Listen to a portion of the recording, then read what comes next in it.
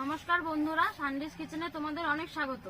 আজকে আমরা দেখাবো একদম ঘরোয়া পদ্ধতিতে দেশি মুরগি।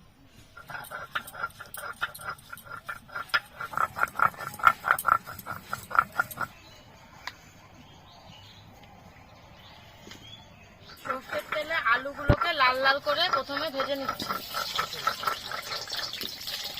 আলু ভাজার সময় একটুখানি নুন দিয়ে দেবো।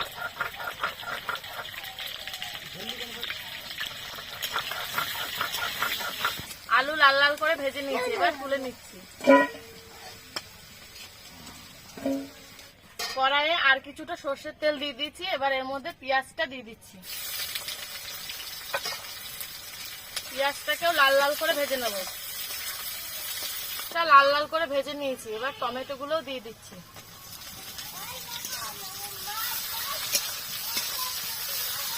এবার দিচ্ছি আদা রসুন বাটা,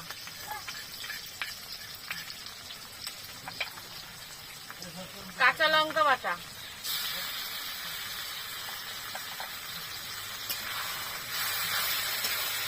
এবার দিচ্ছি পরিমাণ মতো নুন, ধনে গুঁড়ো, তারপর দিচ্ছি জিরে গুঁড়ো, হলুদ গুঁড়ো, লাল লঙ্কার গুঁড়ো,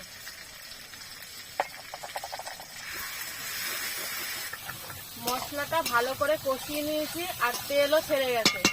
এবার এর মধ্যে দিয়ে দেব ধুয়ে রাখা দেশি মুরগি।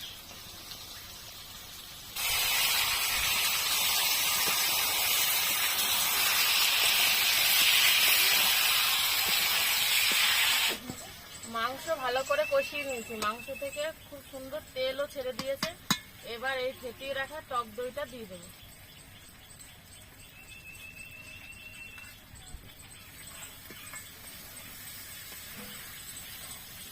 মাংসটা দই দিয়ে আবার ভালো করে একটু কষিয়ে নিয়েছি।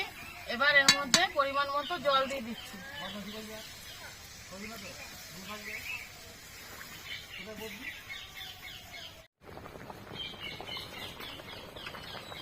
এবার এর মধ্যে ভেজে রাখা আলুগুলো দিয়ে দিচ্ছি। মাংস প্রায় হয়ে এসছে। এবার এর মধ্যে বেটে রাখা গরম মশলাটা দিয়ে দিচ্ছি। এবার মাংসতে ধনেপাতা কুচি দিয়ে নামিয়ে নেব।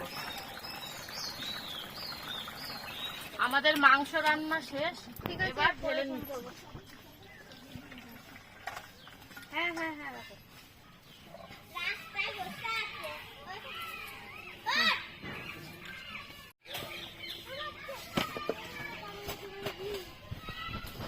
আমাদের মাংস রান্না একদম শেষ হয়ে গেছে। তোমরা পুরো ভিডিওটা দেখে কমেন্টে জানিও যে কেমন লাগলো।